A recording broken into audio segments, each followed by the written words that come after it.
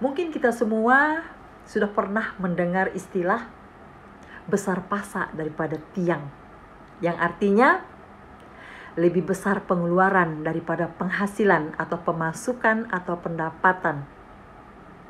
Supaya hal tersebut tidak terjadi pada keuangan kita, bagi kita ibu rumah tangga atau bagi orang-orang yang ingin penghasilannya atau gajinya 1 bulan cukup untuk memenuhi kebutuhan hidup selama 1 bulan, atau bahkan ingin ada lebih uangnya untuk ditabung, maka kita harus bisa membedakan 2 hal. Yang pertama, kebutuhan. Yang kedua, keinginan. Apa itu kebutuhan? Kebutuhan adalah keinginan kita manusia terhadap barang atau jasa yang harus dipenuhi untuk mempertahankan hidup kita.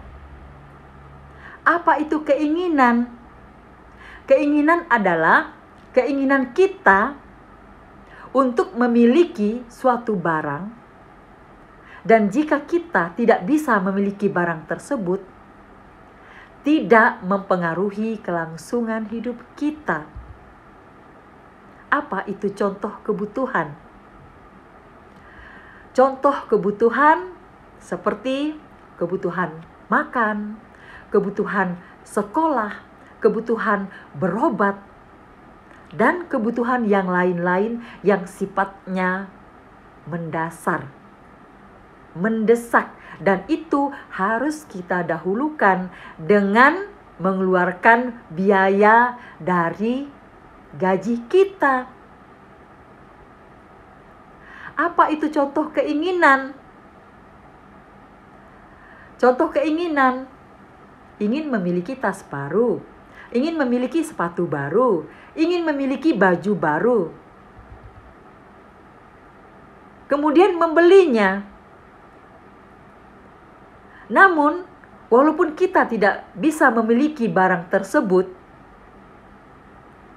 itu tidak berpengaruh pada kelangsungan hidup kita. Tapi, kalau kebutuhan tidak kita penuhi, sangat berpengaruh terhadap kelangsungan hidup kita. Jika kita tidak mempunyai uang untuk membeli beras, kita akan kelaparan, kemudian kita jatuh sakit, maka akan mempengaruhi kelangsungan hidup kita. Kita tidak mempunyai uang untuk biaya anak kita sekolah. Anak kita berhenti sekolah. Dan itu juga mempengaruhi kelangsungan hidupnya di masa depannya. Kita tidak mempunyai uang untuk biaya berobat jika ada keluarga kita yang sakit. Dan itu berpengaruh terhadap kelangsungan hidupnya. Untuk itu, kita harus mendahulukan kebutuhan daripada keinginan.